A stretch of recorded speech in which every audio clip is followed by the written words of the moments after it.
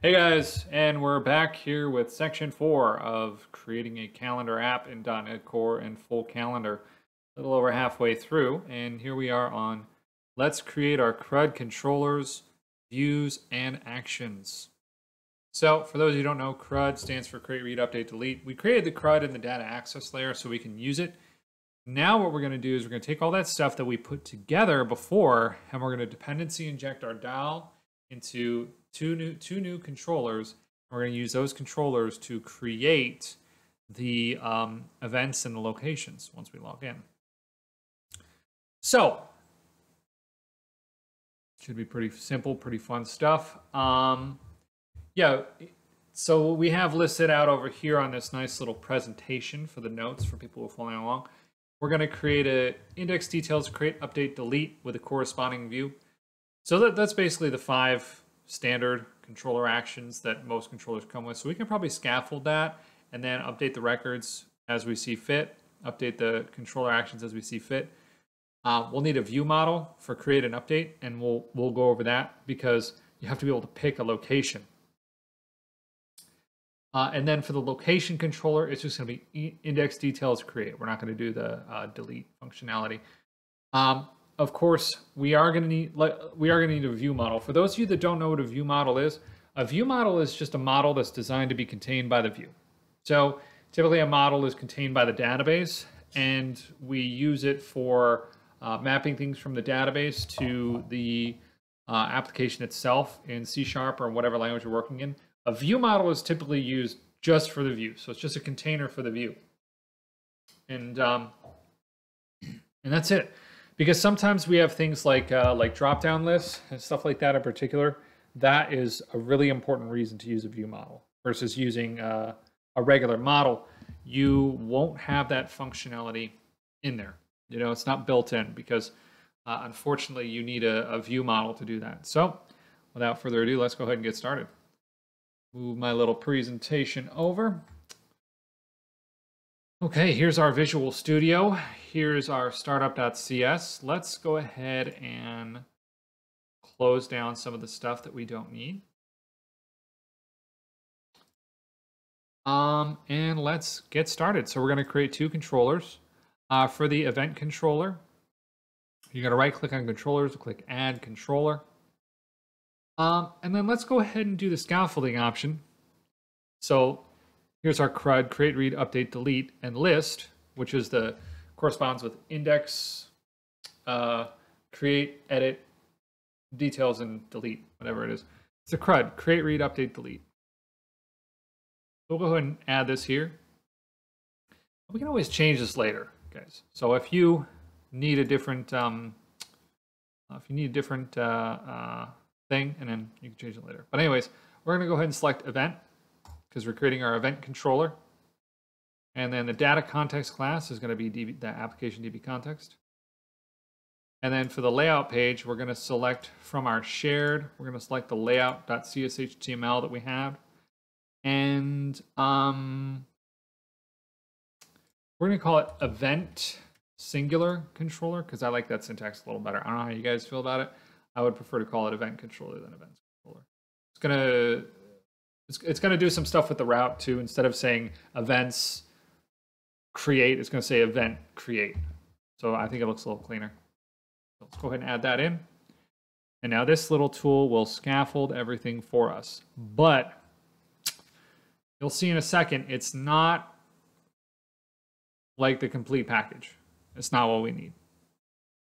Because it's gonna use the DB context, and we created our data access layer so that we don't directly interact with the DB context. So, as we can see, it's dependency injected the DB context here. We're just going to dependency inject our DAL instead.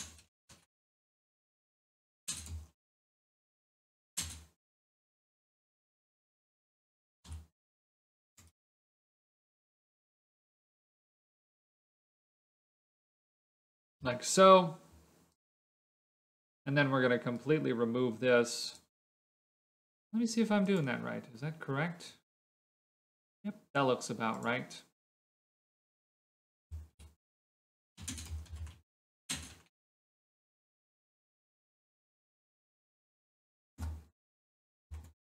Val, val. And that's how you dependency inject. This is just a standard best practice. We'll go ahead and remove the context because we don't need it. Because in the last show, in the last section, we created all of our things, right? We created all of our stuff in the DAL. And we can go here and look at it. It's right here. We have all these methods, and we have our own DB context here that grabs the information that we need. And if you've been following along, you should have all this code ready to go with all these methods ready to go in your DAL. So let's keep it moving. What's next? Okay, so the await. Sorry, the index. So this is basically a list. If we go in here and we look at events and we look at the index, literally it's just like a list of events.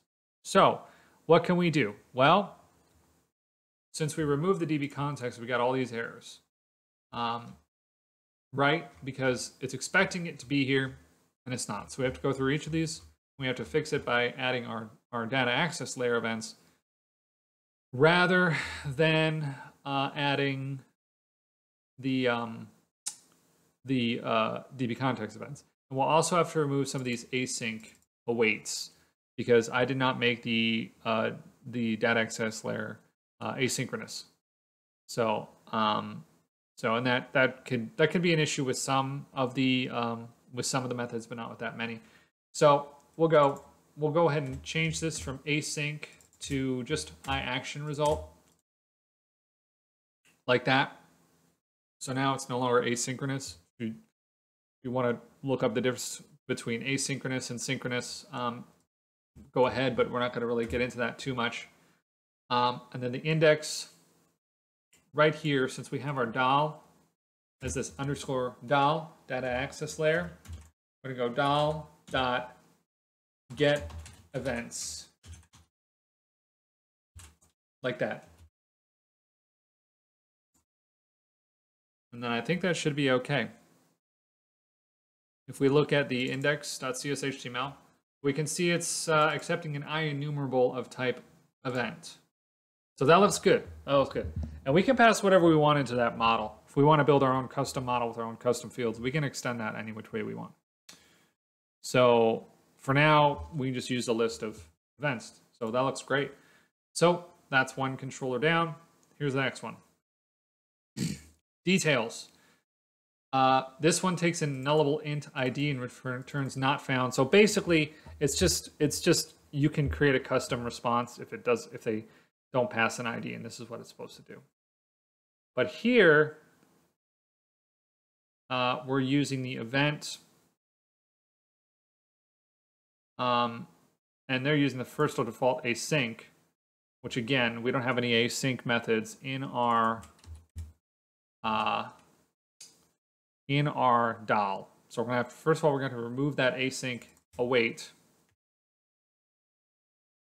and we're going to change this up.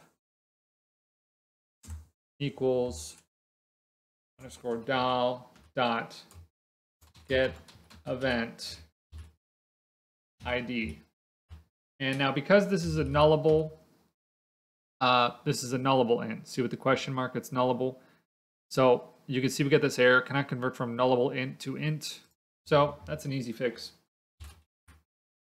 Like that. Because if we get here, we already know that this ID is not null, because it would have been caught right here and we got not found.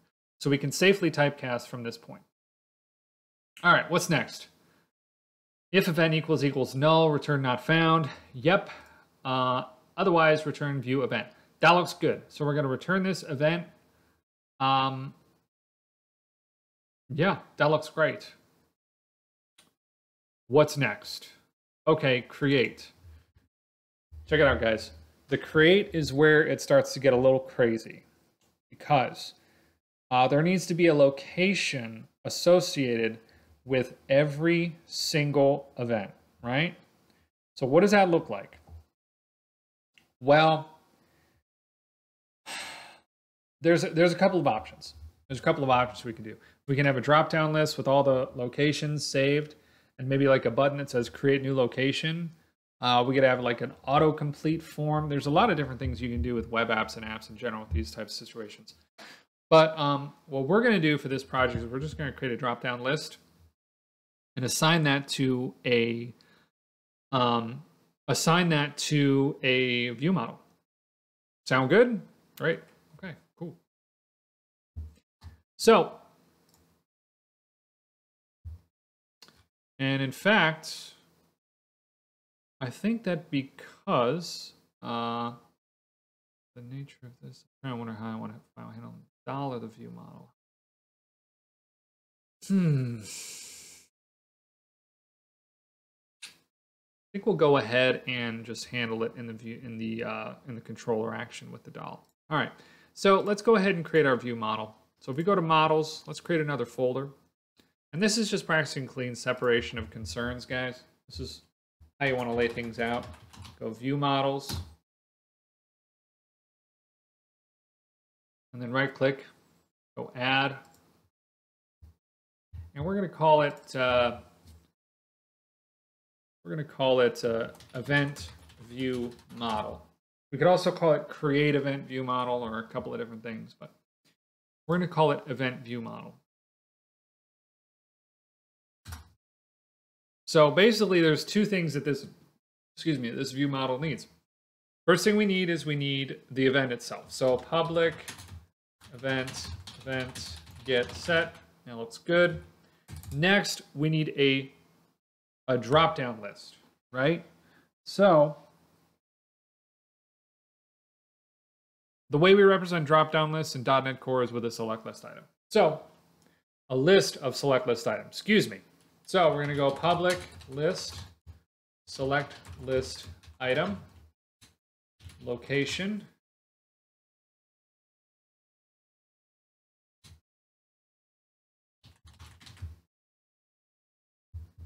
like that. We're calling it location singular because one of them has to be selected, and using that naming convention is going to allow it to be consistent with what we did previously. So we need to add ASP.NET Core MVC.rendering here. Okay, that looks good. What's next? All right. Let's go ahead and do the next section here. The next task, we need a constructor. So the way we're going to construct this is we're going to pass a list of events, and that's going to construct our list of select list items. Which, when we pass to our Razer in the view, it's going to generate that as a drop-down list. This will all make sense as we get into it. Trust me. Just follow along and pay attention, and we'll go from there. So we're going to go public event view model, and then we're going to go into the parameters of this constructor, and we're going to say, okay, let's go ahead and add list events. And then within this constructor, we're going to create a for each loop. So we're going to say for each var like so, location dot add new select list item like so, text equals even dot name. Oh, excuse me. This is actually wrong. This should be a list of type location. And we'll go ahead and refactor this so that the naming makes more sense. Locations. And we'll call this, I need a semicolon there. We'll rename this to, you can right click and hit rename for that quick refactor so that everything is consistent. For var locations, location.add new select item, text equals loc.name. That looks great. So what that's going to do is when we use this event view model constructor, we're going to have the event itself that's going to be assigned, which actually, why don't we pass that in as well? So let's do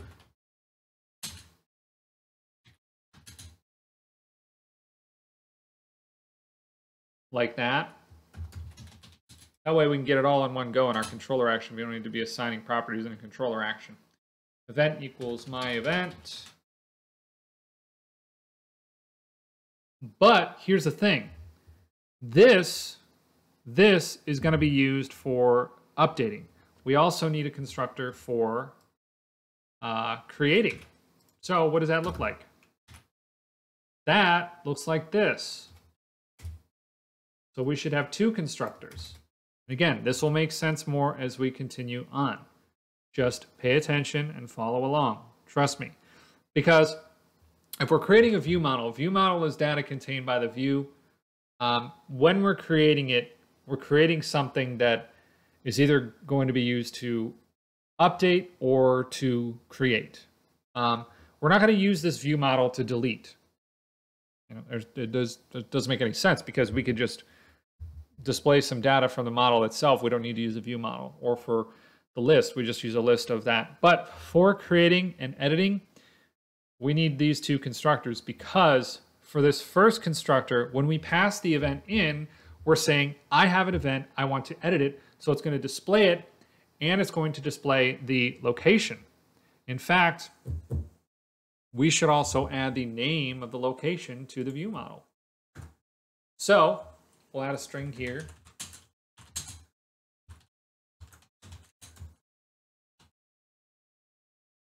And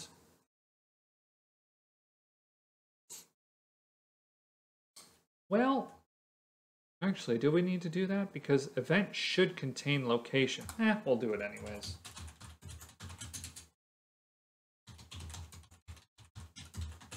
In case the lazy loading doesn't work out for us. How about that?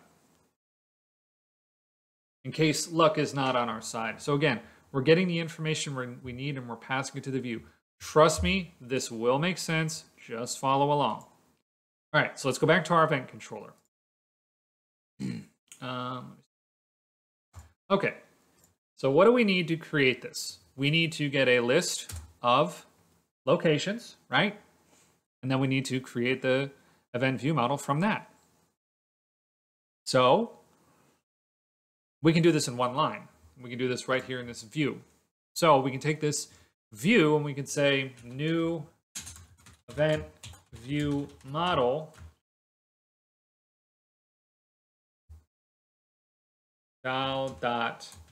get locations, like so.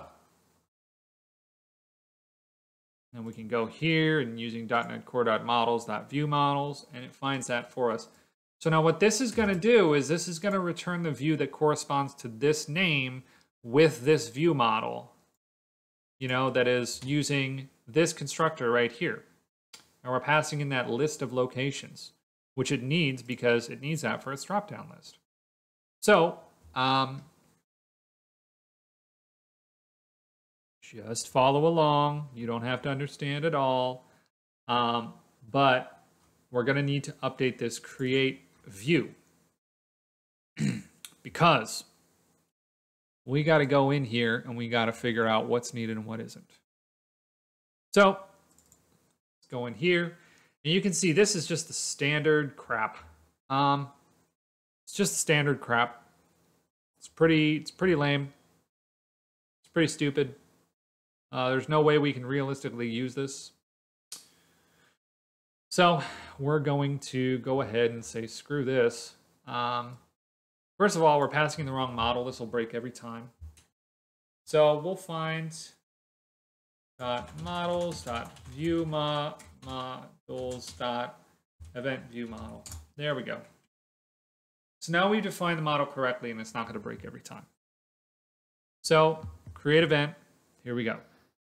Now notice all this stuff is breaking. Why? Because event view model doesn't have this directly. So we need to reference it differently. So we need to reference event.name like that. Because within the ASP4 operator, or whatever field, it's going directly into the model, right? It's going directly into the model. And I suppose we should probably also add in jQuery validation just to make sure that we are validating everything. And the simplest way to do that is to name the form something, ID equals like that. And then we can see if it actually validates or not once we go into it. I have to see if jQuery validate is added in here. I'm not sure if it is. But anyways, we've just passed the view into the model. However, we need our drop-down list of locations, right? So what do? Let's go ahead like this and create another form group, form-group. And let's go label. And we'll call this location. And then here, we're going to go into our Razer syntax. We're going to go at html.dropdownList. I'm going to go location. Sorry, like this. Dot location. I always forget this constructor. Let's see. 1, 2, 3, 4, 5. Okay. Yep. 1.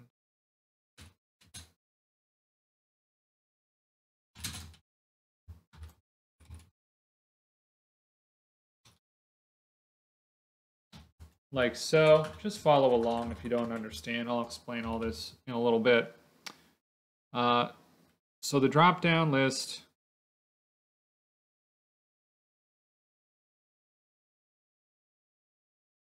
Oh, I need to see an example of it because I can't remember it off the top of my head.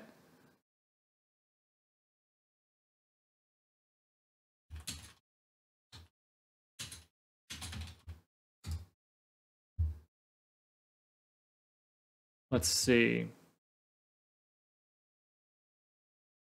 Now you use drop-down list or drop-down list for, but I always seem to forget. Here we go. This is what we're looking at. Yeah, so the first thing is the name. So we would name it location. Like so. So this one's using a 4 parameter constructor. And then the select list. Select list is the second part right here. Okay. Whoops, sorry, I copied that wrong. Model.location. Let's see, does that look well? Yep. Then the option label. We'll say select a location.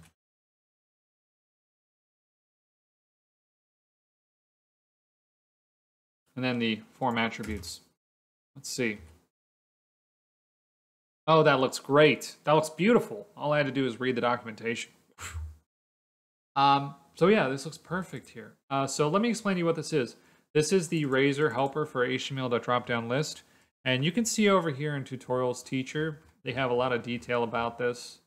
I'll provide as many links I can in the description for references on all these things and where you can find good documentation on how to use it. But basically what this is this just generates us a drop-down list. And it's using this list of select list item to do so.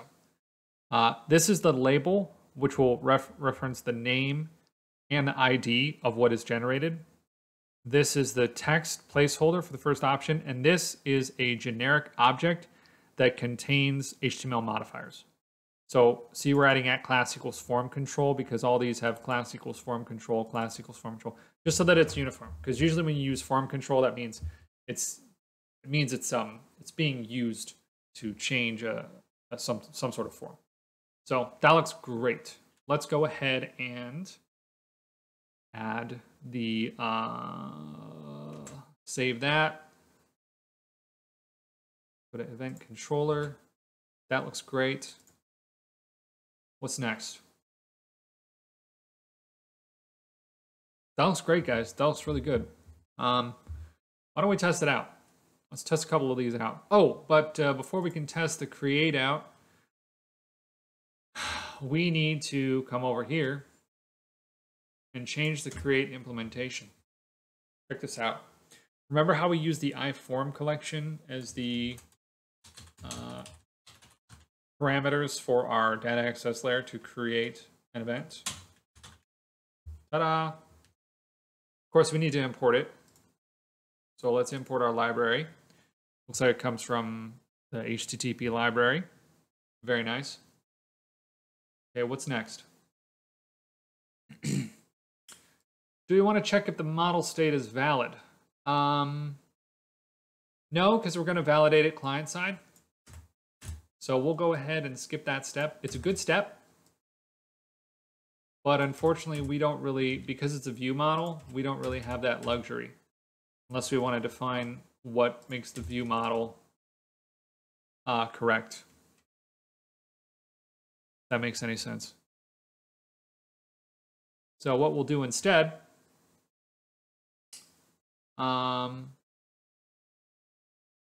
we will just grab our, where's the doll? Where did I put you, doll? Here it is. Let's bring our doll over here and take another look. Create event, iForm collection form. Yep, that looks good. That looks really good. Trying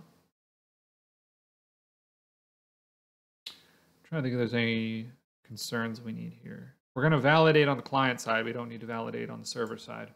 That'd be a little bit redundant. But just to be safe, we'll throw it in a try catch. Like this. Try dot create event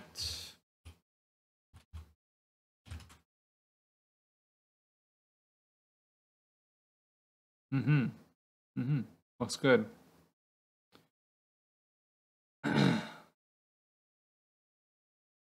then what we're going to do is we're going to use this thing called temp data to pass a message. Created a new event.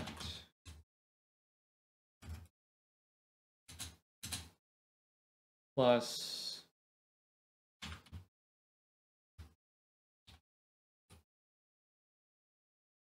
let's see if that's the right field here. See what it's called. Yep. Called name. It pulls that directly from there. Oops, I'm doing this all wrong, aren't I? Grab this. Call this alert. Like so. Doesn't that look great? Now, what this is called temp data. Temp data is just a little placeholder in memory for little messages and little bits and pieces of stuff. You can use it to pass it back and forth from controller action to controller action, and then view data gets passed from controller action to view. So, and we'll see that how that works out in a second. And then finally, we're going to return redirect to action index.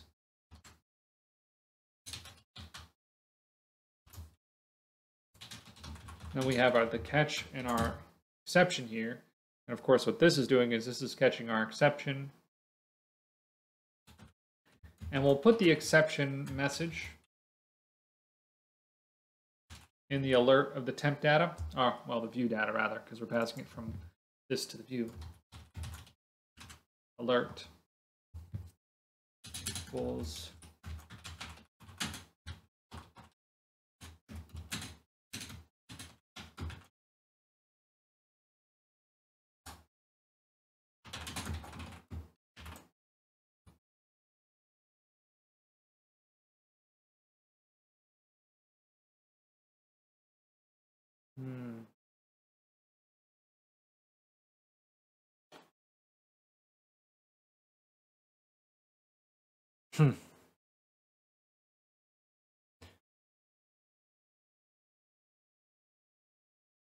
Here's something tricky. How do we return the view model back to the view?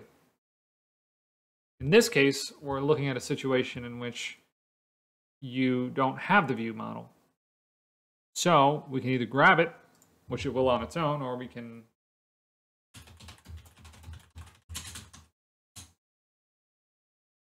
do it like that. I'm going to go ahead and do it like that, just for the purpose of the try catch, so that we don't have to request that view model from the database again. If it's already in memory, we should just keep it. It'll be better for performance.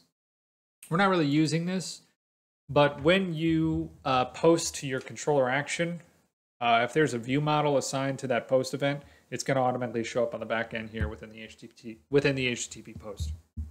So, whoa, microphone issues once again. Sorry about that. All right. So let me see, and then finally,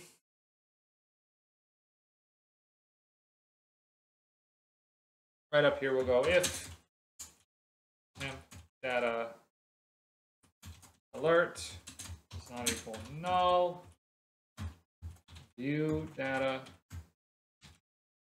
alert equals temp data alert. There's that. So what this line of code is doing is taking that temp data alert and it's putting it into the view data alert. What we can do from there, we can access it here in our view. So right below this index, we can have a H3. Well, actually, we'll do it like this. We'll do if view data alert is not equal null. So we're doing a null check on that view data alert. Because if it's not populated, it's going to be null. Right? I don't know why format's like that, but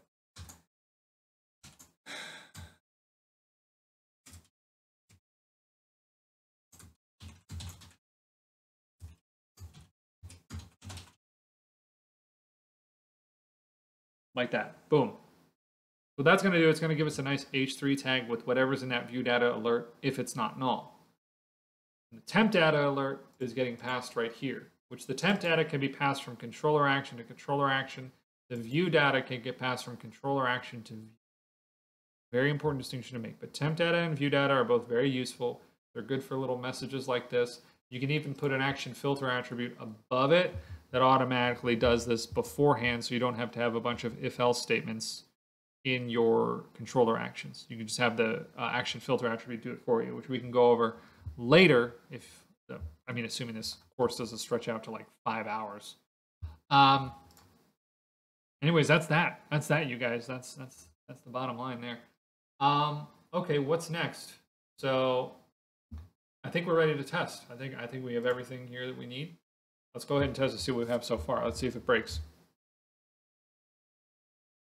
Oh, build errors. What did we miss? Oh, right. We have to get rid of all these. Sure. So before we can do this, we got to go. First of all, get rid of this await. Get rid of this wait. Let's go eval.get event ID. Again, this will make a lot more sense.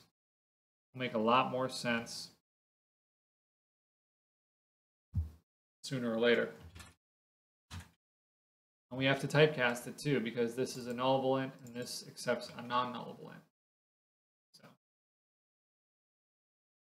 let's see, context.update.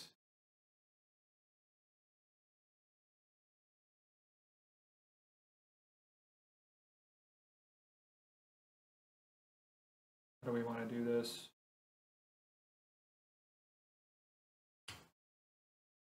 So this one is going to be the same as before, the same as the other one. We'll do the same signature as the event view model.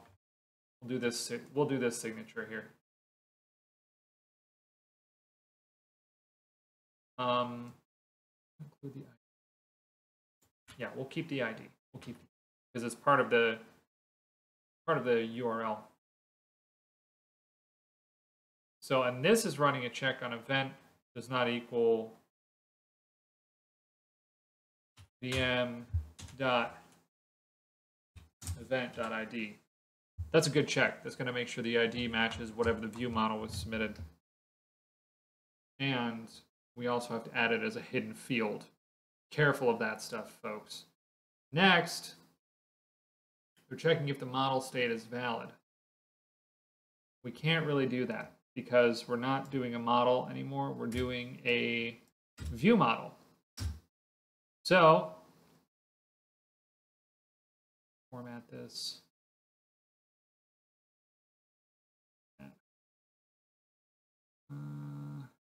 I don't know. We'll just leave it as is. It looks kind of crappy, but it's fine.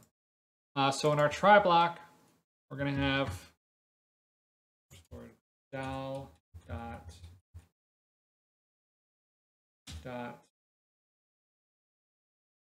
should update event. Here it is, update event, and we will pass in the form.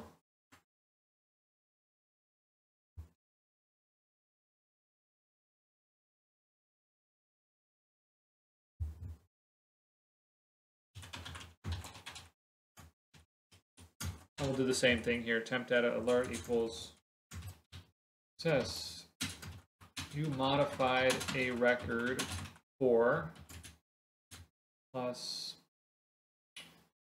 vm.event.name, like that.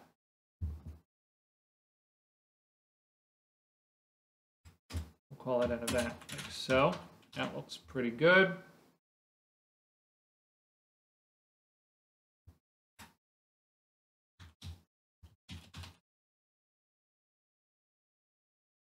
And we'll catch this DB update concurrency exception, which is a pretty common exception. We'll also catch the generic exception. So we'll go catch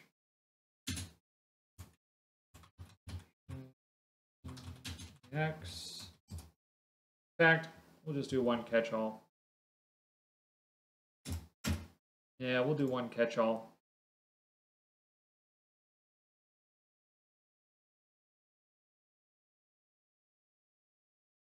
Oh, this is so poorly formatted. Hard to look at.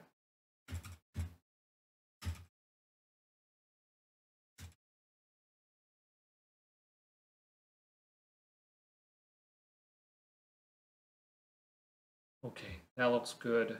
Looks good.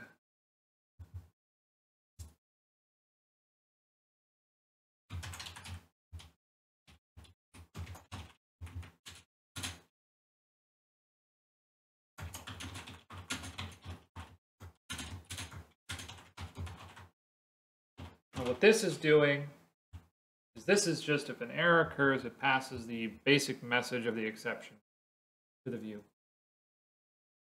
Take this return view, and we'll go VM. So there we go. That looks pretty good. So it grabs if the ID doesn't match the ID in the event on the page, we throw not found.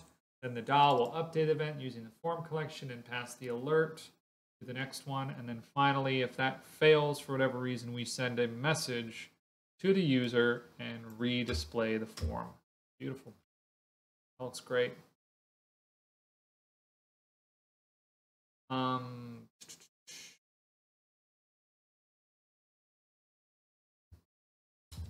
But we do need to change one thing here. Well, we can worry about this later. We can add this in later. When we test the event, we'll add it in later. Okay.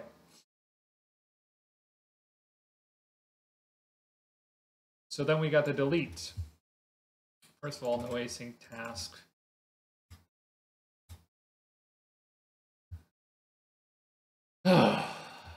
Dal.get event. And we'll typecast the nullable int to an int. So add our semicolon. That looks great. And that's it.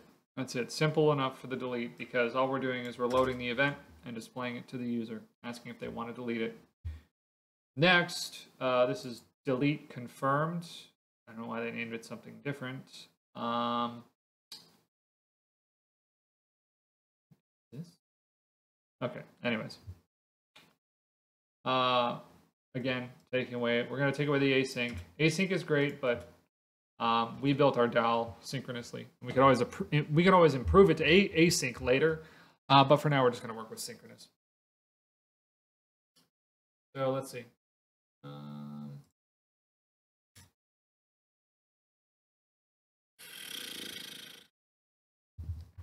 We're going to go DAL.get event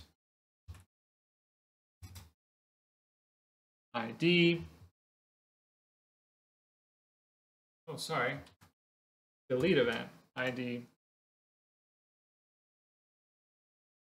Oh, cannot assign void. If we made it here, it already found it in the previous controller action, so I think it should be safe. And then we'll go ahead and we'll assign that temp data value again, just so that our app looks nice.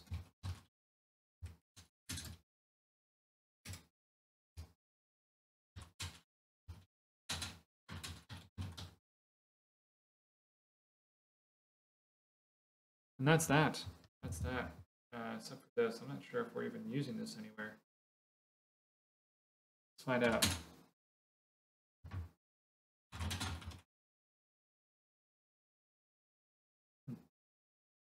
A weird check. Weird that .NET adds that in there. All right, but there goes all our build errors, and we've cleaned up our controller actions quite a bit. Let's go ahead and hit play on this bad boy. Let's see what we got.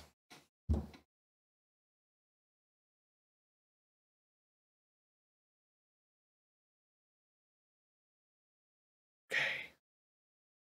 Is it gonna work?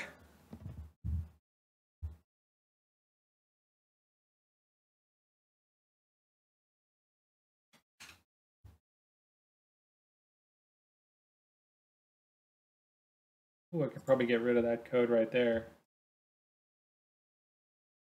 Wow, 41-minute video. You guys are really sticking with me here. I hope you're enjoying the content. If you're still watching, we're just creating our calendar app now. Okay, cool. So we're online. We're rolling here. We're rolling here, dude. Let's do this. So here's what it looks like when we go to the event page. Go /event. And check it out. That's our event controller. It appears to be working. It looks like shit, but it appears to be working. Let's go create. Ooh, we broke it. There's no view data of IEnumerable selectless item that has the key location. So. Oh, I forget what this error means. Oh my god, I forget what the error means. What does this mean again? What does it mean again? I can't remember.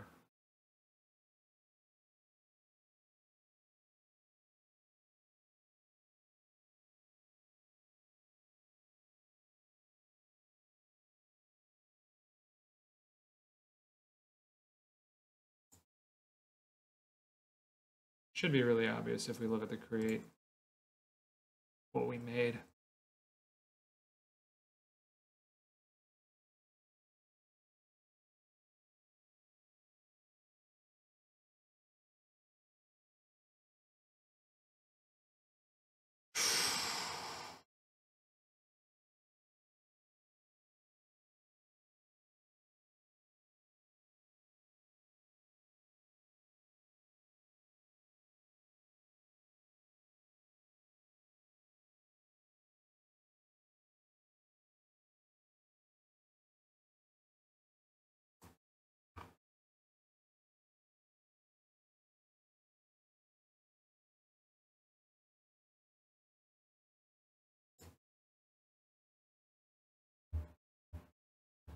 How's it going, guys? We are back. We're back at it again.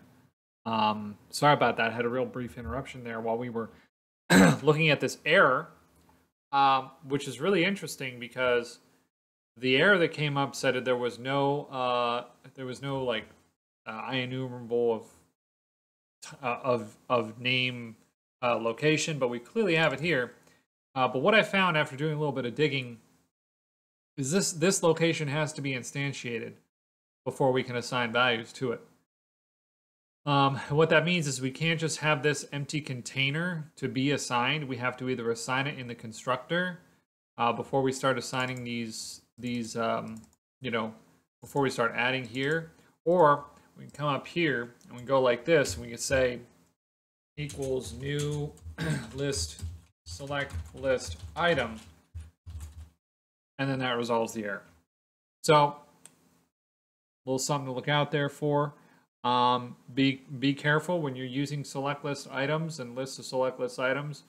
Make sure that it is actually instantiated and not just a container that will be null at runtime. So very important. So let's go ahead and try that again. Let's go to our create page in our events, and I don't have anywhere to get to it based on the current layout, because this layout is really bare bones. But let's bring up the app itself, and you'll see that error is now gone. So if we come in here, I should probably remove that break too. Let's go ahead and do that.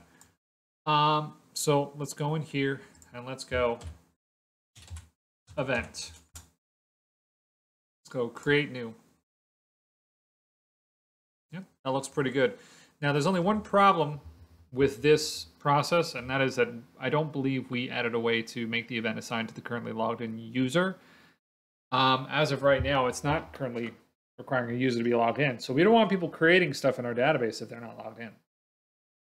You know? So we can solve that real quick, but why don't we just test and make sure it's submitting correctly? So we'll just fill in dummy data in here. We'll say it's today at 3:15 p.m.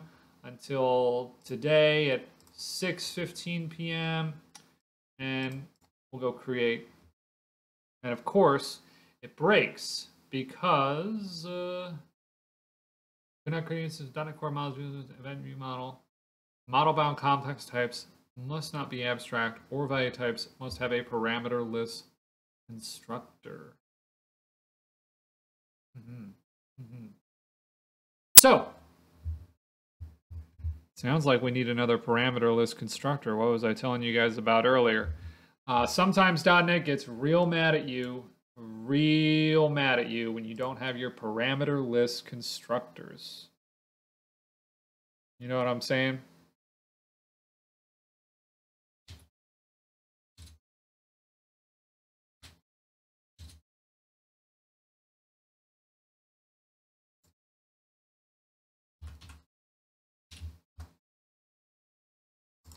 And I think we can fix this just by adding a parameterless constructor.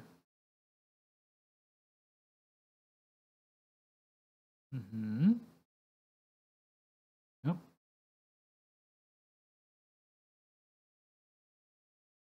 Yep.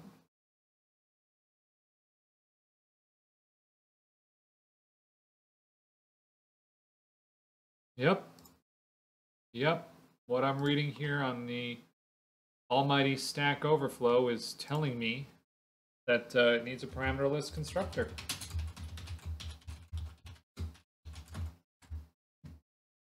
Don't ask me why .NET needs that. I don't know why it's not just implied from like the base of type object.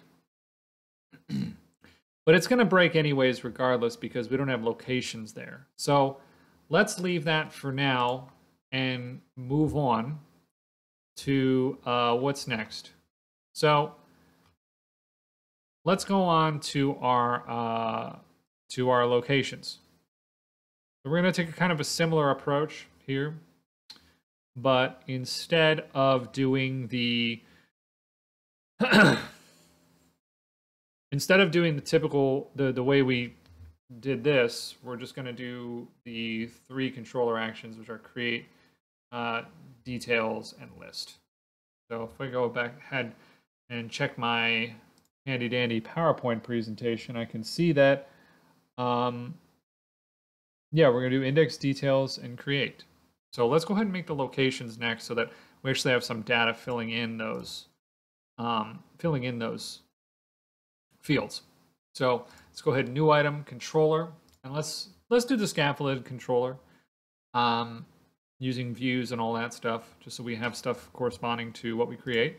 Go add. And then we're going to go model class, and we're going to go location. And then we'll use this DB context. That looks good. And again, I'm going to use the same syntax. I'll do location controller rather than locations, but that's kind of a matter of preference. You guys could do things differently if you want. And then we'll click add.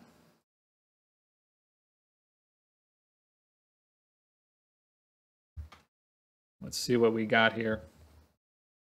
What do we got? Is it stuff? Is it not stuff? Does it work?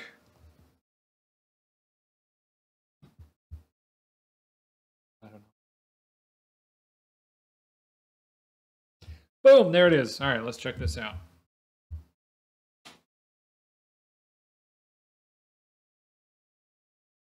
Okay, so context, DB context. Yeah, so obviously that's going to have to go.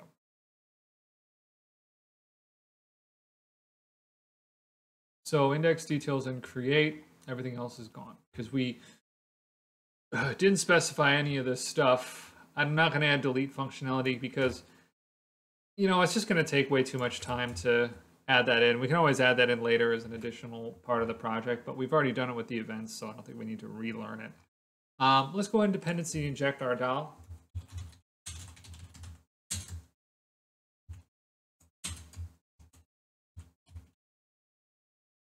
And let's add it to the constructor.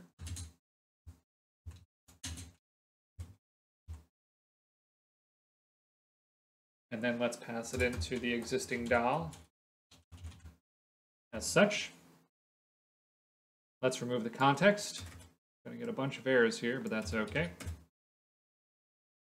And there we go. There we have it.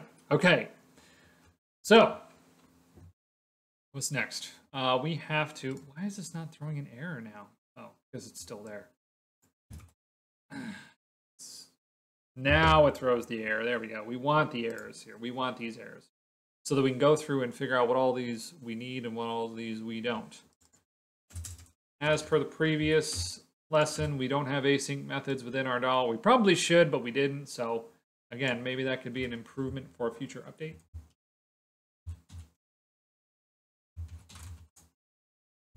Go ahead and do DAL.getLocations. Ta-da! There it is, ladies and gentlemen. There it is. Remove the async here for details. var location equals what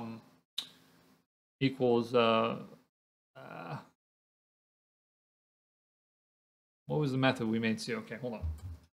DAL.getLocation, and then we have to typecast this to an int since it's of type nullable int.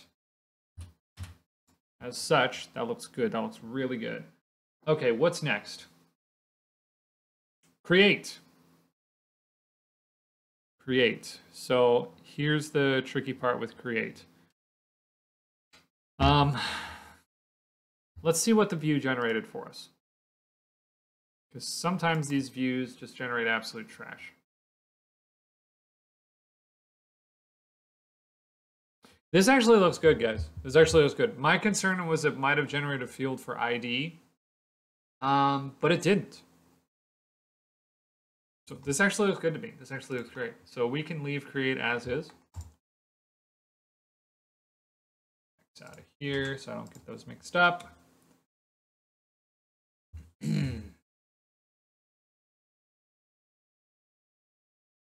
Then I have to go all that.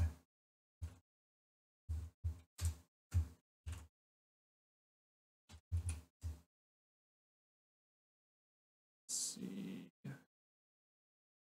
Yep, we did this right.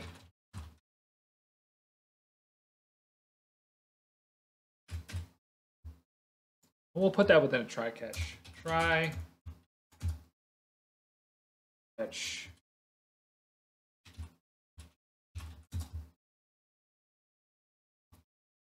Similar to as before. Again, the reason being,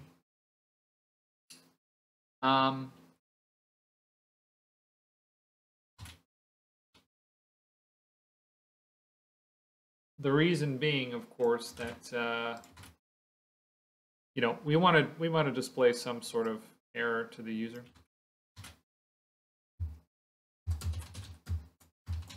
We'll add our temp data alert equals success. You created a location for plus location.name. Literally, the location just contains a name. This is just for referential purposes. Okay, what's next?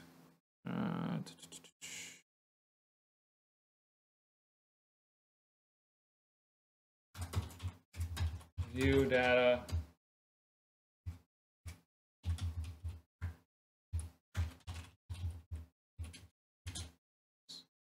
We're going to have same thing here, an error occurred plus index.message.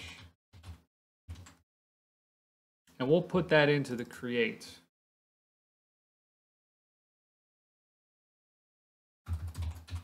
If view data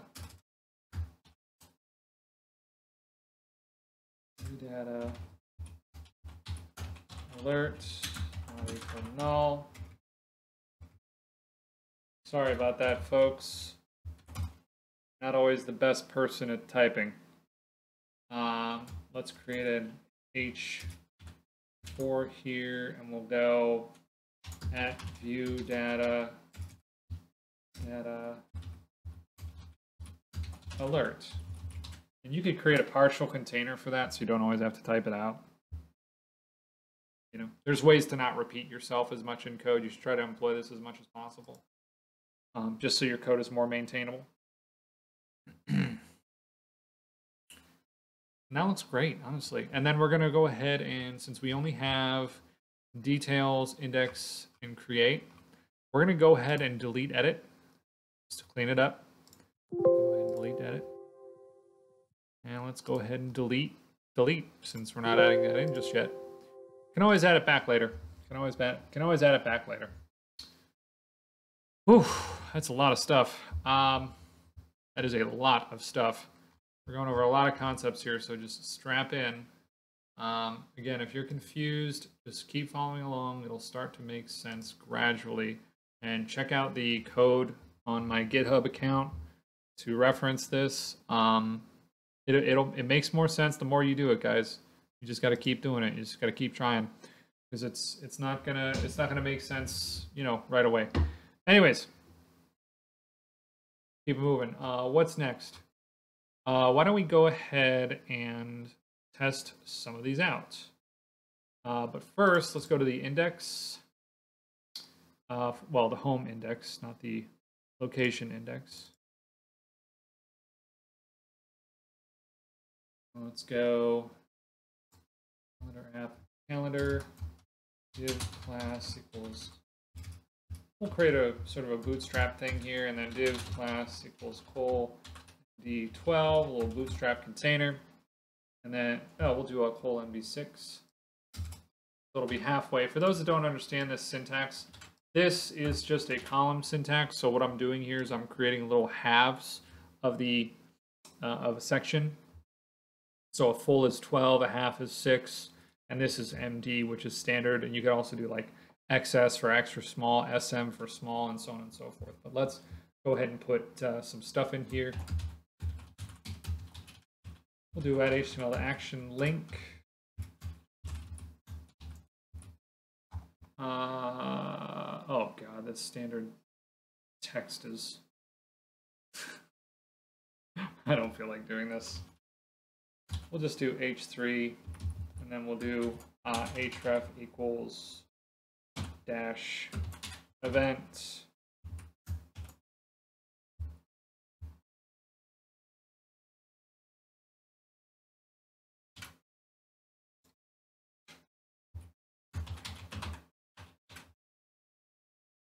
And then we'll do the same thing over here, but we'll just say dash location. What this is this is just going to take us to the location event from our home page, just in a really simple, stupid-looking way. But it's just to give us a way to quickly click on it when we run the app. So now we're going to go ahead and test the location part of our app. So let's go ahead and bring our app over here and see what we got.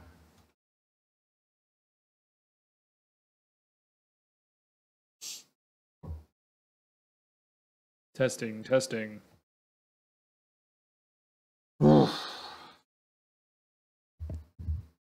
Fantastic. So if we scroll down, we can see events and location. Should be locations. Let's go ahead and change that. Makes more sense. And now we're here. We'll go create new. Name my house. Go create. Let's create another one. Your mom's house. Let's create another one. My buddy's house. Create. Go ahead and create another one. Work. Create. Go ahead and create another one. School. Go ahead and create another one. That should be good. We got 5 in there. So let's head back to the home page. I'll click home. What is going on here? Okay. Now let's go into events. Oh no, what's happening? Why is there view data? Oof, yikes.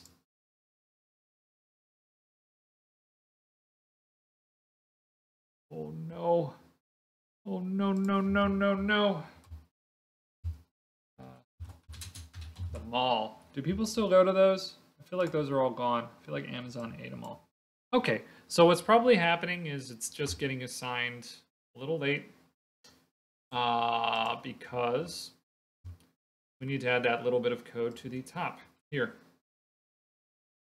which is, let's find it. Let's find it. So I bet when we access the temp data, it goes away. But we need to grab it first. So we can just copy this code over here since we found that little error. Because the success message said only display right after you create a new record. Shouldn't display otherwise, right guys? We don't want it displaying all the time. We don't want the temp data just hanging out there all the time. We got to clear that out. So I think if you access it, it'll clear it out.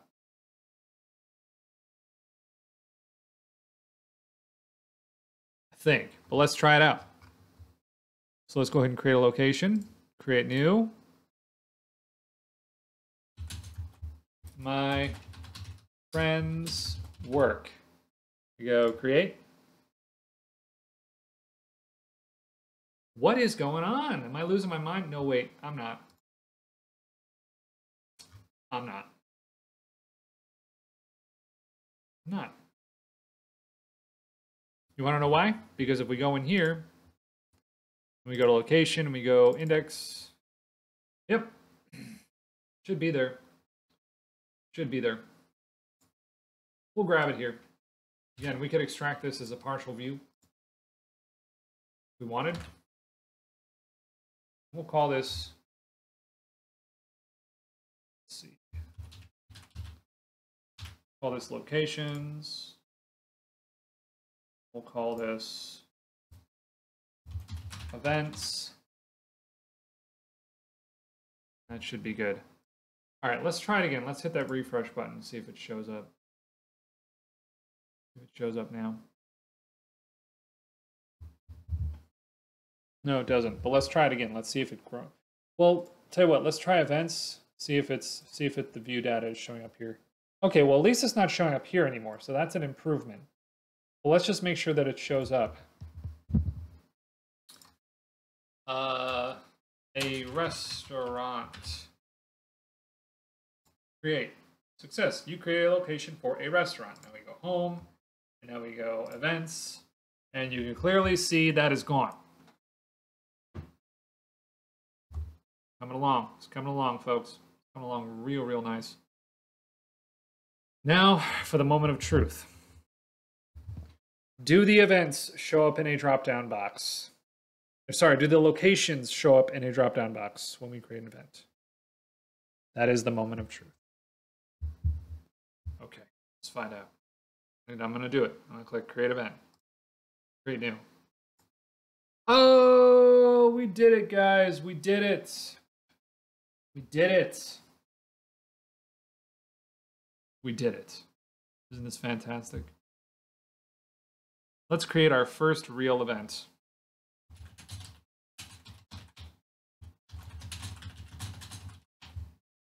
Let's set it for this Saturday at 4:30 p.m. And it'll go until this Saturday at probably 10:30 p.m. And the location is going to be my house. Oh yeah, let's create that and see how it breaks. Oh, it broke. Oh. Wah, wah, wah. Oh, yikes. Yikes. What happened, folks? Well, what happened is I'm stupid and I broke stuff. Obviously. So it's not giving us an error message. So what we're going to have to do, we're going to have to go into that event controller and breakpoint it.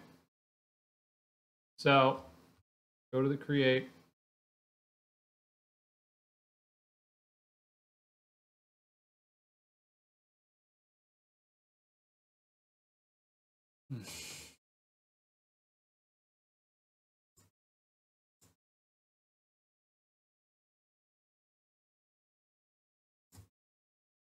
Yeah, it did not create it. We can see here it did not create it. So let's try again. My fun event. We gonna party, even though I have no friends. Don't tell anyone that. 5 until 5. Where is it? What am I looking at here? Where is 5:00 p.m. until we'll say, I don't know what time.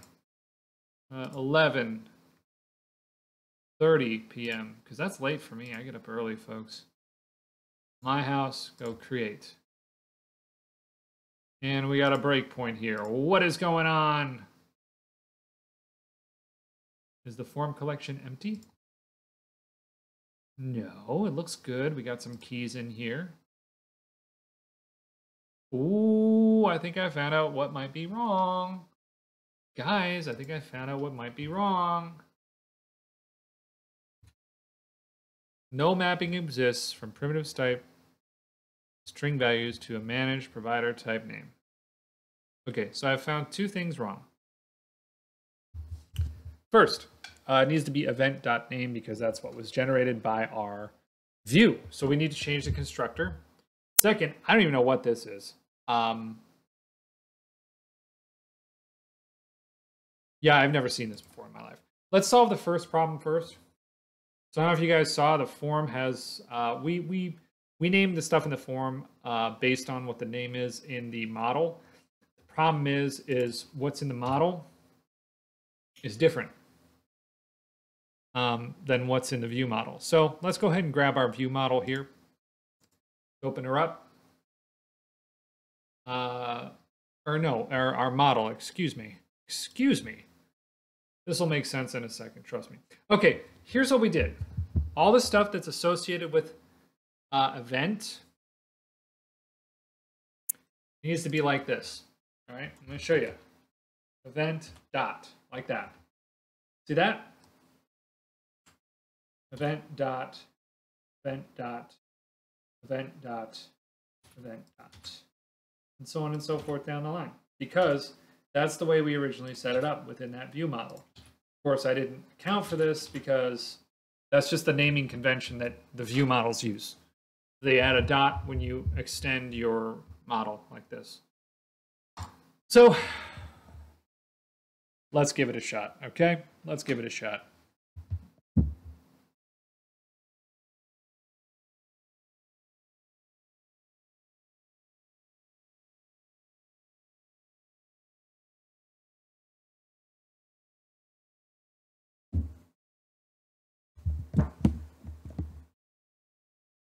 Cool.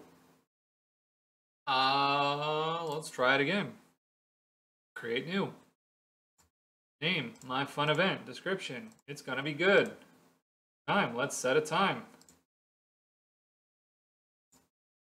Let's set an end time. The location, my house, create. Now we're back to this. Really fascinating.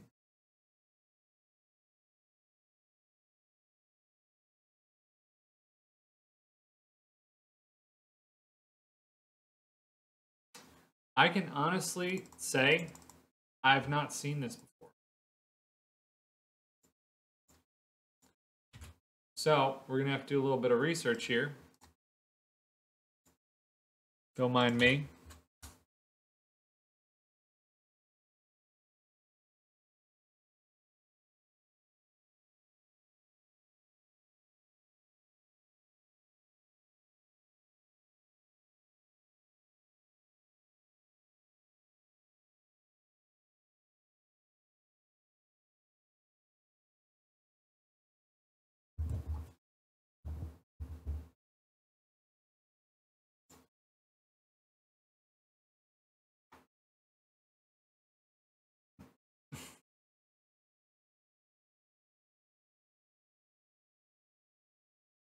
So,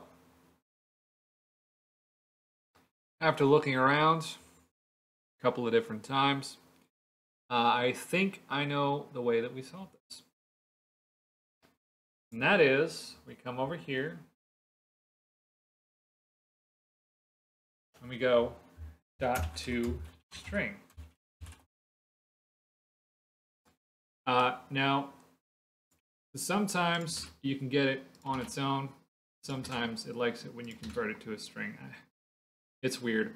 The form collection returns things as string values rather than as an actual string, which is really bizarre. I know the difference is kind of stupid and illogical, but we're going to try toStringing all that and see what it does. We're going to see what happens here. Because theoretically, there should be no problem. There should be no problem. You know, if we want to use that form collection, we should be able to. Yeah, this is such a broad exception. I found all kinds of different things about it. And that usually means that it has to do with a generic type, primitive type.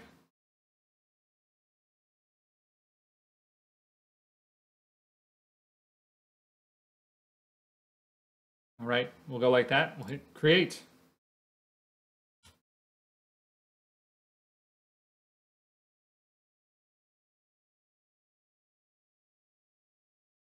What? Doesn't make any sense. There's all our stuff from our form. I need to look at the stack trace here because I need to see exactly which one is breaking, exactly why. Let's open up our stack trace. Event controller line 66.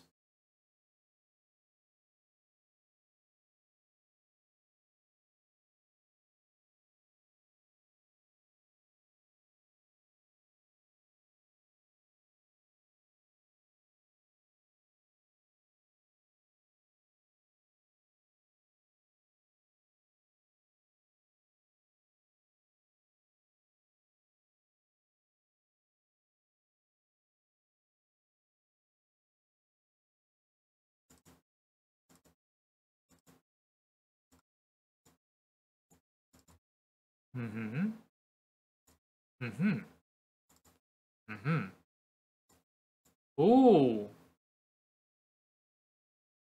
Gang, I think I know what's wrong here.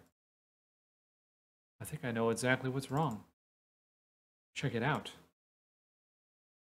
Missed one. Yeah. We missed one. Okay, so this is really stupid of me to do it this way. Really, really stupid of me to do it this way. It says line 44. Line 44. We're going to have to separate this out, folks.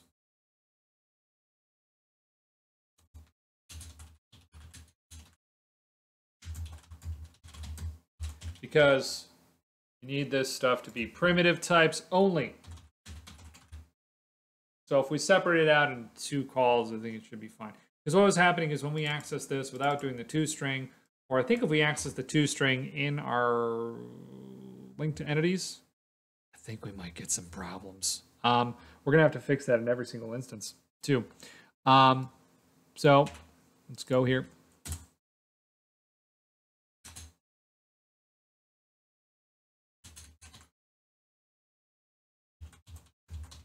I'm just doing the same thing in other lines of code here on my other screen here. You guys can't see it. So I'm doing that and then just refactoring over here so we don't get this issue again. Got to make sure it's right, gang. We can't be doing that. Can't be doing that. And this also might have an issue here too. So why don't we go ahead and take this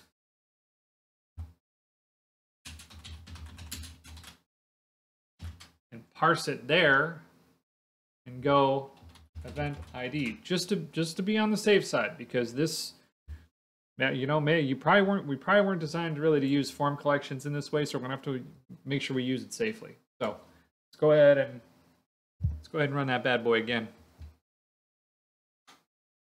Run it again.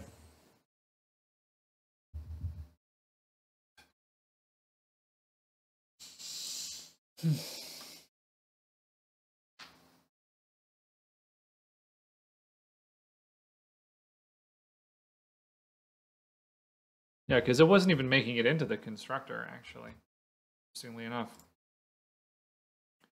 So, try it again, try it again, try it again, try it again, try it again. And here's our breakpoint. Oh, new exception. Ooh, input string was not in a correct format. Oh, isn't this great, guys? We've got a new exception. Oh, the input string was not in a correct format. And I think I know what that's about. That's probably when it does the date time. So, what do we got to do? Obviously, we got to put the input string in a correct format. I bet if we look at the stack trace here, we're going to find... Go ahead and open this up. Line 45 of our dial. That didn't make any sense.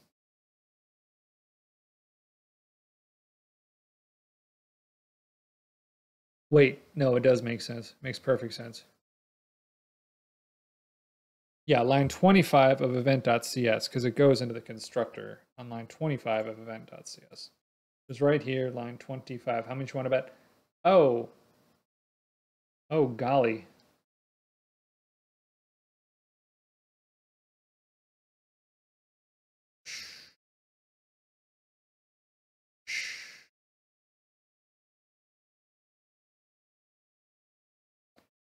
Let's take a look here. Take a look. This is potentially an issue. So what I'm thinking is input string not in a correct format. Let's see. Does the form collection have a value for int? Or ID, rather. It does not. Okay. So here's the problem, folks. Here's the problem. Oh, my hair's so screwed up. Sorry about that, guys. Sorry, you got to look at my weird hair. Here's the problem.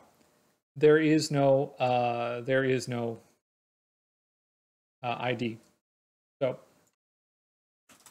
I was wrong. I was actually wrong.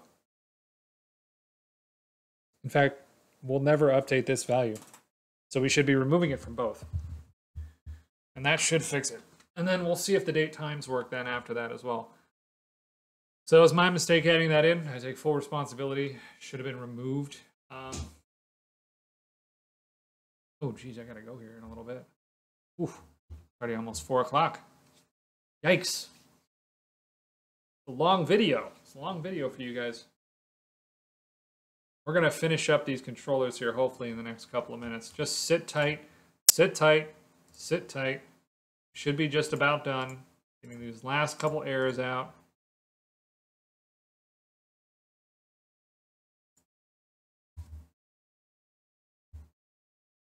Oh, did we do it? Success, you create an event for, ugh. Thanks. That's great, except this needs to be event.name, obviously. Event. dot name. There you go. There you go.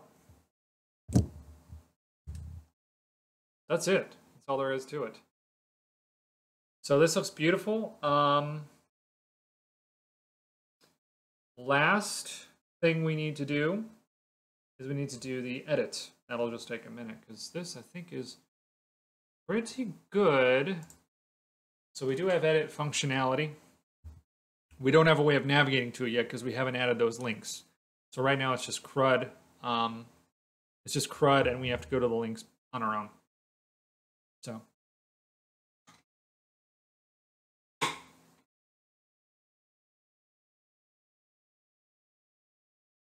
So go to events. Oh, you can't see what I'm doing here. Go edit. My fun events. Save. Cool. Object reference not set to an instance of an object.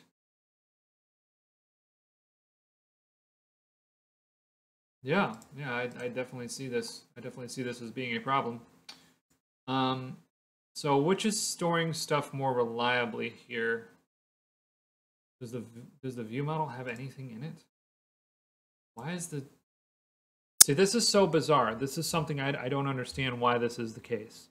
I don't understand why the view model is null. So we're going to just work around it. We're going to just completely change this up.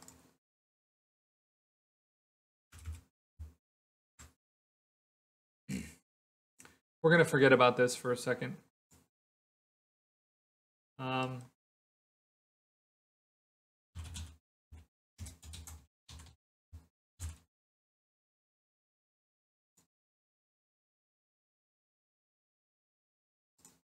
We'll just forget about this.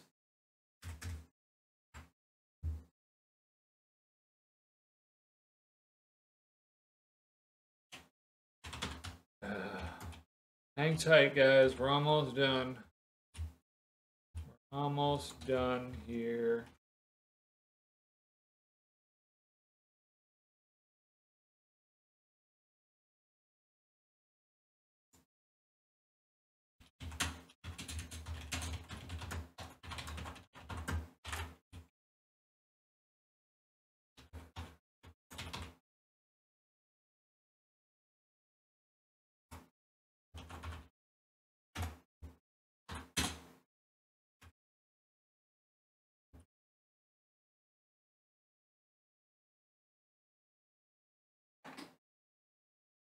Almost done.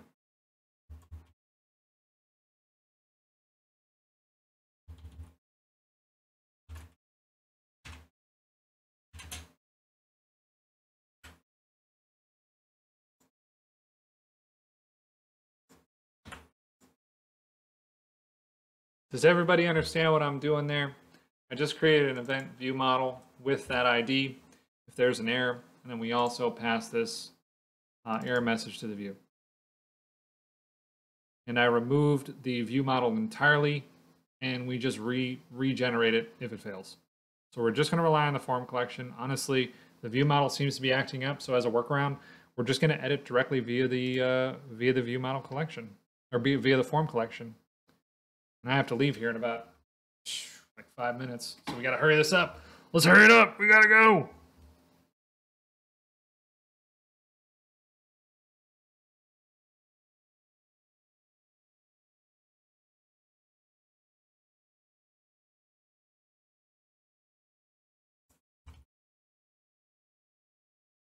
Huh.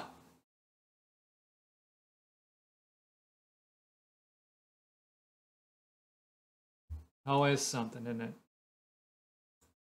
Always something.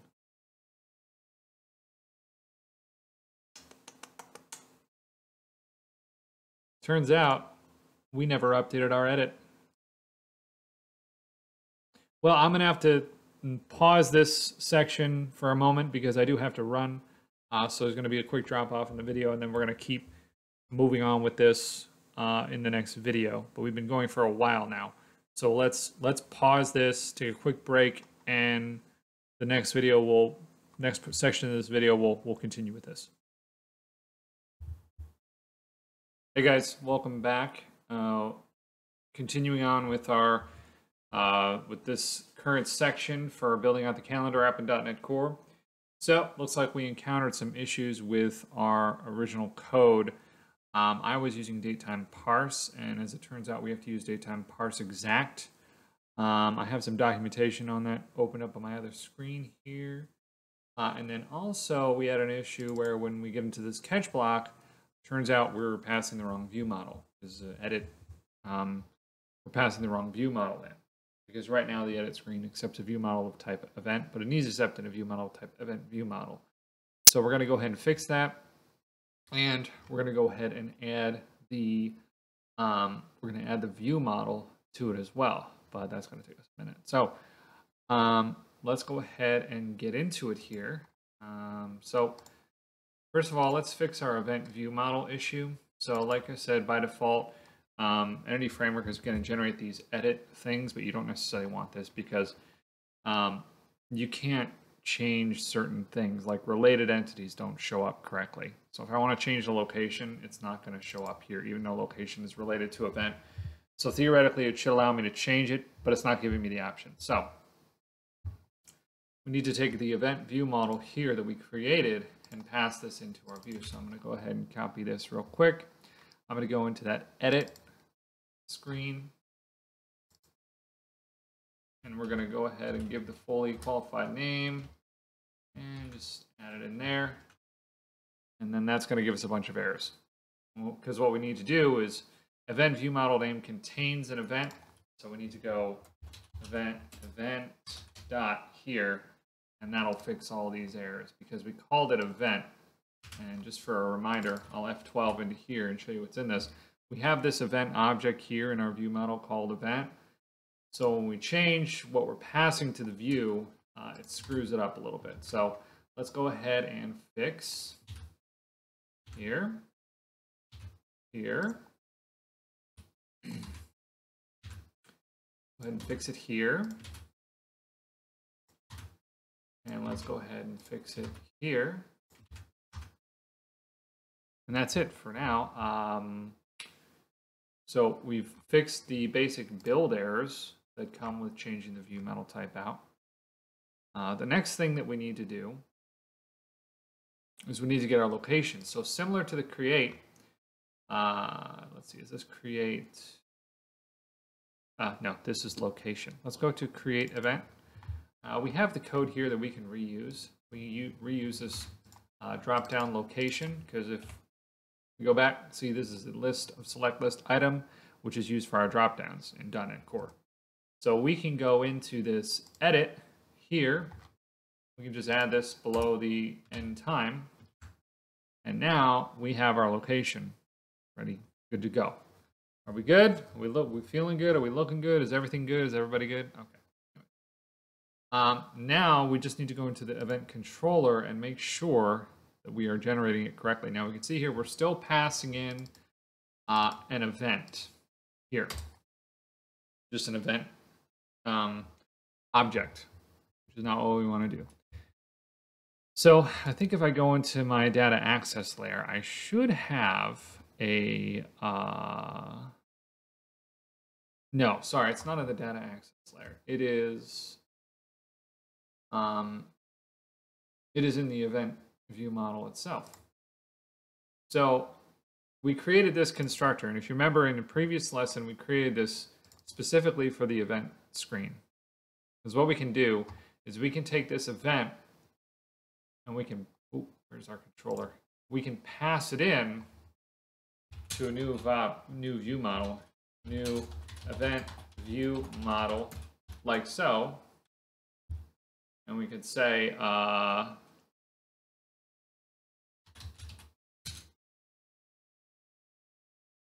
we pass the event, and then for the list of locations that we need, we can go _dal.get locations, get locations as such. And see, guys, what that's going to do is that'll get us our list. Right here, I F12'd into that. That'll get us our list of locations from the data access layer. And that's going to pass it to our view. But there's only one problem. It doesn't autocomplete with whatever the selected item is. So why don't we go ahead into this constructor and make a change? Actually, you know what? We're not going to do that. What we're going to do is we're going to go ahead and change the selected drop-down list item based on this location name with a little bit of JavaScript. So let's go into JavaScript mode here for a second. We're going to go script, and then let's see, do we have access to jQuery? Do we have access to jQuery? I think that we do. Let me check. Let's check our layout. We can use jQuery here, or we can use plain old-fashioned JavaScript. Honestly, jQuery is a little bit old school, so you don't want to use it as much. Everything's shifting more towards React and native JavaScript, more so than jQuery, because jQuery is a little slow. But since we have it as part of the project, and since we just need a quick solution, might as well. So let me just go ahead and look it up in the documentation here. I'm going to do jQuery select drop down by value. We can see here no,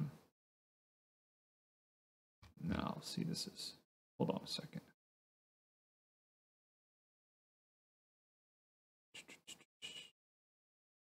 There should be a selected.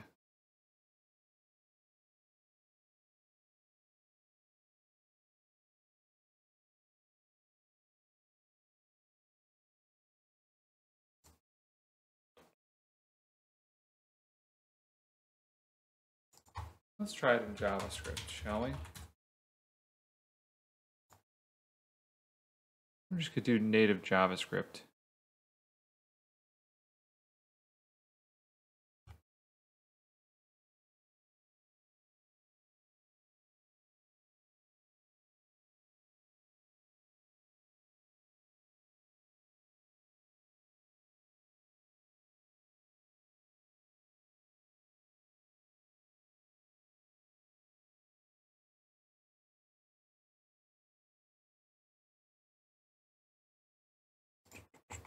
I'm looking for a real good solution.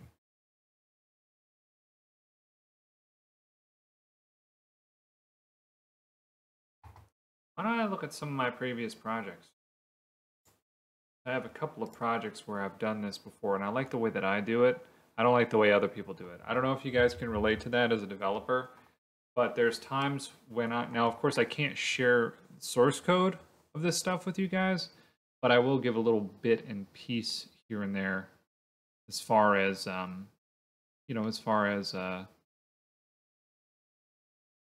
little bits and pieces of JavaScript. So just to keep you guys in the loop here, this is an app that I built for my current employer. I'm going to grab the snippet of JavaScript that I have from this. So I'm going to pause the video real quick, and I'm going to jump right back in.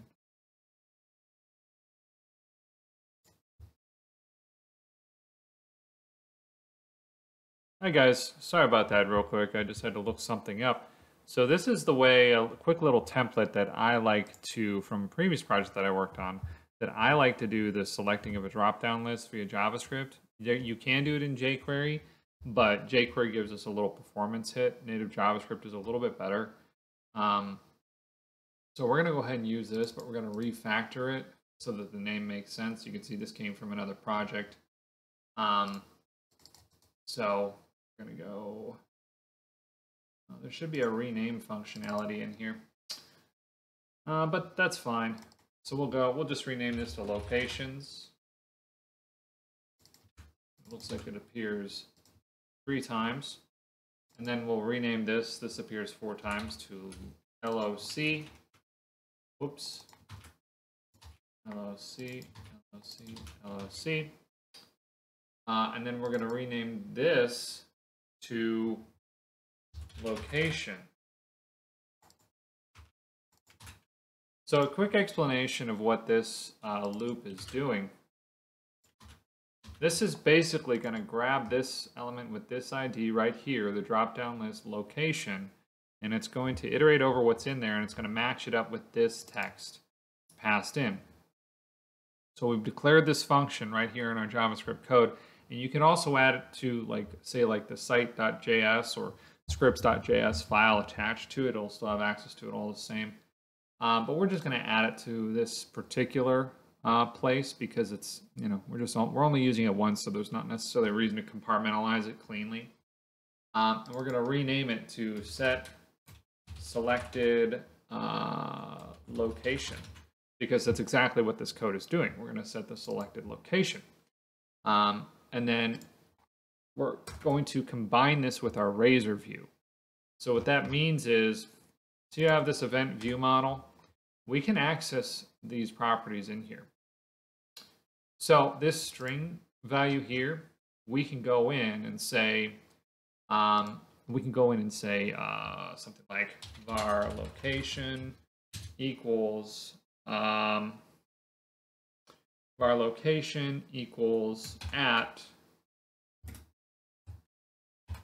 within quotes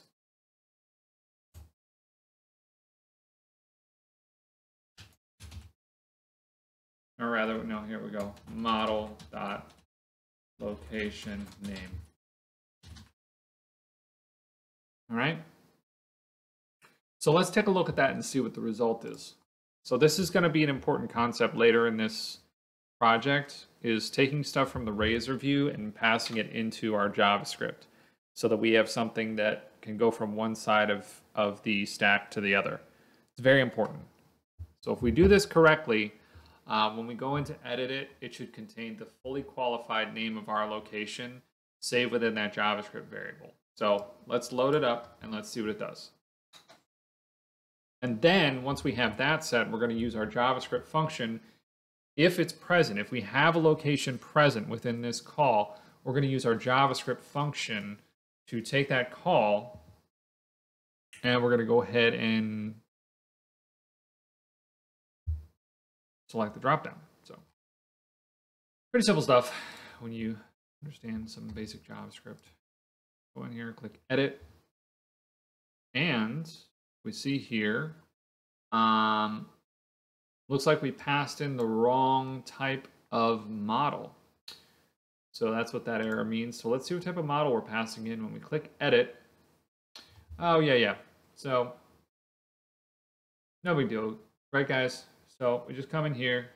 See, I created the VM here, but I forgot to pass it in. So you'll get that error if you screw up what view model you're using. Really easy error to fix. Really easy error to fix. Just make sure you're passing in the correct model. It's a simple error. So let's continue. So again, what we're looking for here is just basically just for the model to load properly, and for the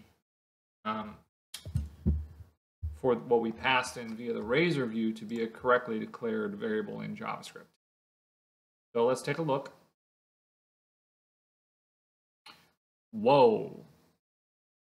Whoa. Whoa. Whoa.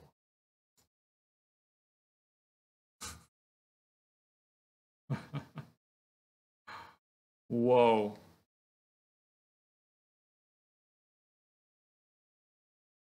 That's crazy.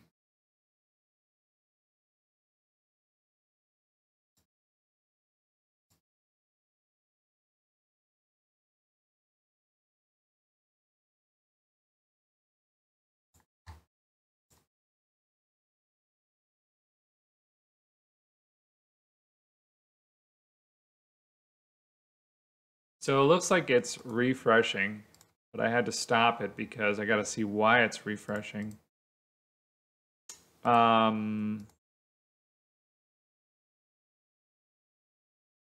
see what our script has here.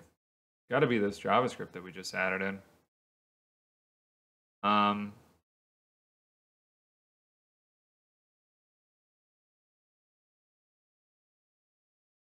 It has to be.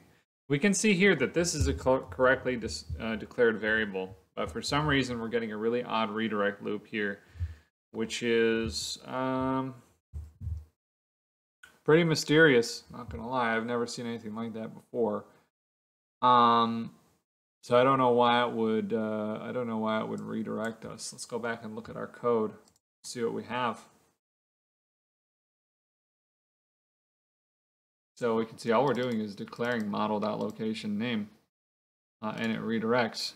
So let's go ahead and cut this out, and let's try it again. So I cut that little snippet of code out, and now I'm going to hit edit and continue. So let's see if it does it again.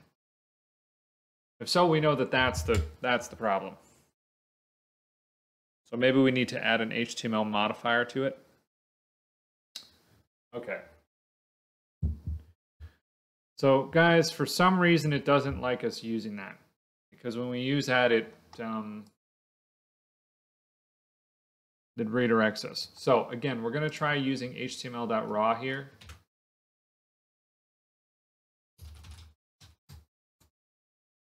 And the reason is because we are just trying to generate a pure string. That's all we're trying to do. We're not trying to do anything else. All right. Maybe when we generate the directly from the model, it's redirecting us for some reason. So.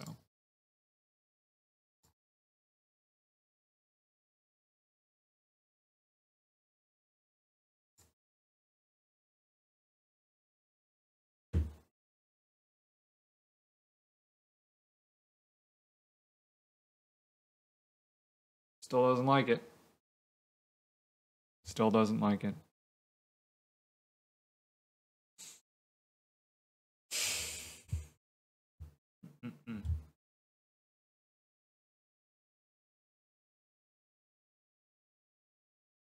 That one line of code is causing a strange redirect loop. Let me look into this real quick, and we will restart the recording. Hey guys, we're back. Sorry about that quick little bug that I wanted to do a little bit of research. So I found the source of the issue. You're not allowed to name things location in JavaScript because it confuses it with window.location, which is another way of doing a redirect in JavaScript. So we're just going to rename this variable here to event location. No big deal, but honestly, that's the first time I ever learned that. That was really confusing to me. So if we go ahead and run this, we should be able to use event location just fine, or we can come up with another variable name. But fun fact, I did not know that you could not name things location in JavaScript. I know you can use window.location to redirect, but for whatever reason, if you declare a variable, that's sort of like a disallowed variable name. But it doesn't explicitly say that in JavaScript. It won't throw an error. So, all right, so here we are. Here are the events that I've created to test this. And now when we go edit, okay, so it's not redirecting us anymore. Interesting way to find that out. I did not know that that was the case. I learn something new every day. But now if we go and we right-click and we go inspect or page source, whatever you prefer, we go into this little script that we wrote, and we can see that the event location is filling with my house because that's the name of our location. If we go back to our code here, we can see that we passed the model.location name into that from the Razer view into our JavaScript. So the C# in the Razer view is going to pre-compile before the JavaScript. So if you need to pass something within the Razer view, you can. You just have to make sure that you're using the correct methods. Like HTML raw is a good one because it cleans up some of the clutter. But if that doesn't work, you may want to consider some other things. For example, if we have an apostrophe in this or a double quote in one of the names, that can really screw it up because then the JavaScript compiler will actually break every time. So you may need to add apostrophes as a disallowed character or add an escape character in that situation. But this is still a very useful way to pass stuff. Outside of a couple of exceptions or a couple of bugs that you might run into that you can handle on your own time, this is a great way of passing data back and forth to the view with this HTML.raw. So now that we have the event location saved, we're going to go ahead and do a little. We're going to grab this code here from the from our. Where's our home page here? We're just looking for the DOM content loaded event. I'm trying to remember how to write that out. Here we go. We're going to grab this real quick, guys, because this is basically document.ready, but it's more of a pure JavaScript version. So document.add event listener, DOM content loaded. And then we're going to go like this. We're going to go set selected location, and then event location. So what that's going to do is that's going to wait for everything to load. So all our precompiled C#, sorry about my crazy hair, but all our precompiled C# and all that code is going to run, and then we're going to run this set selected location function. Simple enough, right? Now let's, for a quick recap of what this does, it's going to take an argument location, which should be a string value. And then it's going to iterate over all the locations using this code. And it'll go ahead and grab everything. And then we also pass in individual fields, although I don't think we're using I here. Okay, it looks like we are. But it could have been implied just in that for loop. But anyways, as I was saying, this function is going to change the selected item by iterating over them. And if it finds one that matches, if you see, if the inner text matches what we pass in here with this event call, with this DOM content loaded event listener, then it's going to select that automatically. So let's go ahead and, looks like I saved it. Let's go ahead and click refresh and see what happens.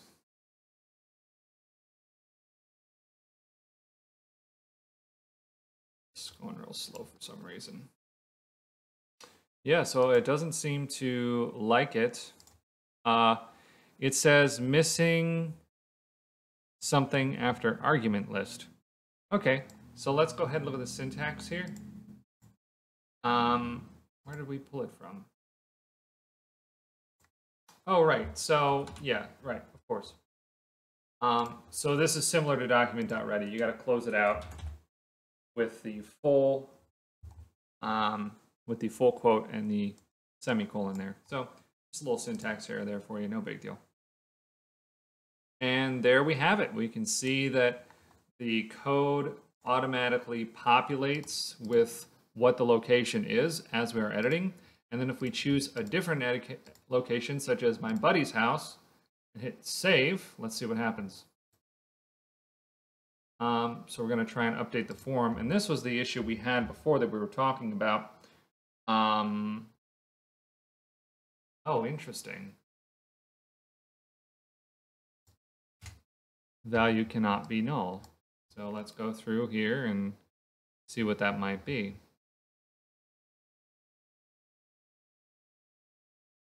You can grab the stack trace and see exactly which line of code that occurred on.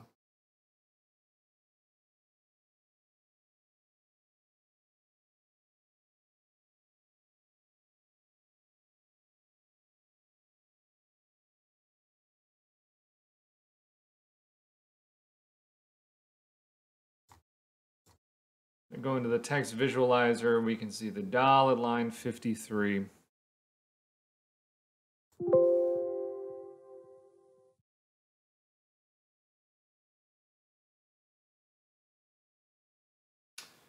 And if we look at line 53 of our DAL, we'll find something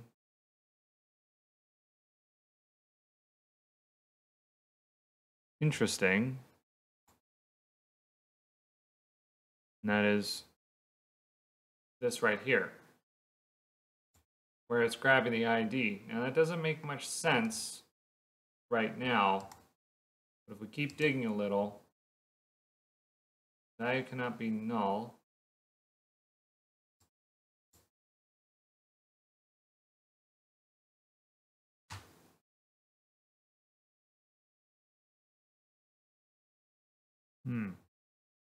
Yeah, I think I know what's going on here, guys.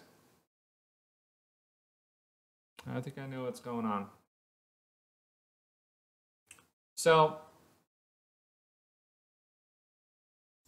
since we renamed everything, and since we passed the view model in, what's happening is all the event properties need event dot in front of them. So this form ID, it's not going to work, right? It's not going to work. So we got to make it event.id, and we have to update any of our corresponding values in here. So event.id as such, right? And then we need to go into this update event, and if necessary, do the same thing, but it doesn't look necessary. However, we will need our parse exact, because parse does not work for this particular datetime string format. We will get there in a moment, so just hang tight, because we're going to format our parse exact. We have to look it up in the documentation and get it right. But that's a simple fix. We got the since we changed it from a model to a view model, we had to update our names in the update event method in the data access layer.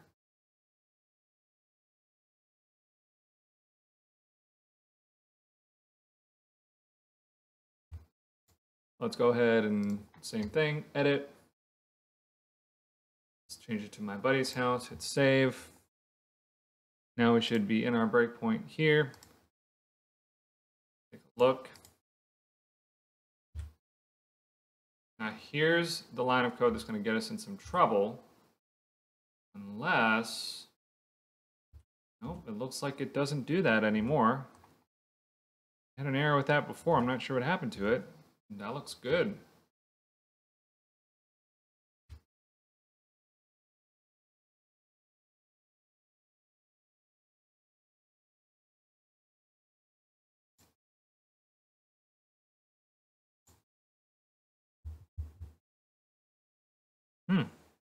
Okay, so let's see.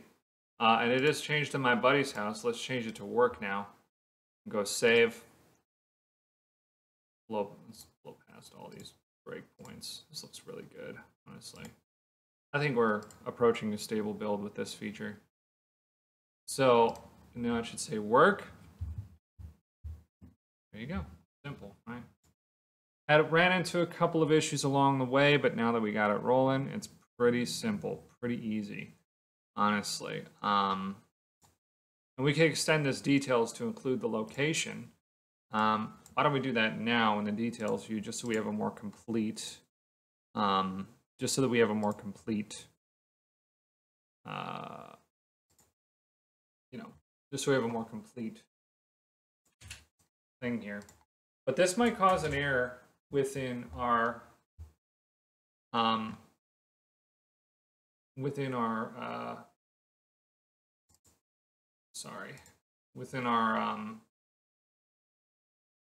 code, because sometimes loading is not enabled for a related entity. So let's try it. See if it works. Location.name. Location.name. So let's go ahead and try that and see if we can see that in the details now. You might not like that. See if it likes that. Ah, see, didn't like that. So what we're going to have to do is we have a couple of options. We can enable lazy loading, or we could add a view model. I'm not going to worry about this right now, guys, because this is going to get us off on kind of a tangent. I'm trying to wrap this section up rather than having it be, sort of like a constant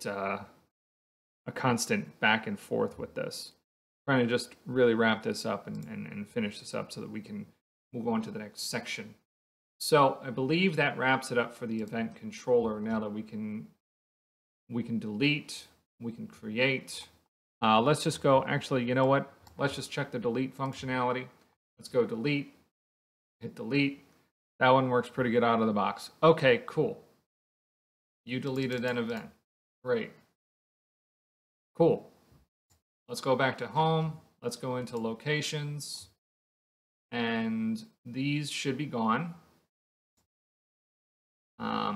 because we don't have an edit and we don't have a delete functionality for locations. You can just add locations. So I didn't add that to the data access layer. So let's go to location controller.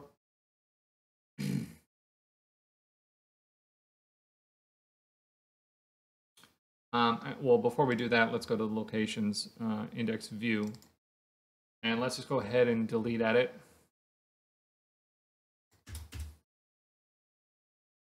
And delete, and just show details. And again, this is just going to be bare bones functionality here.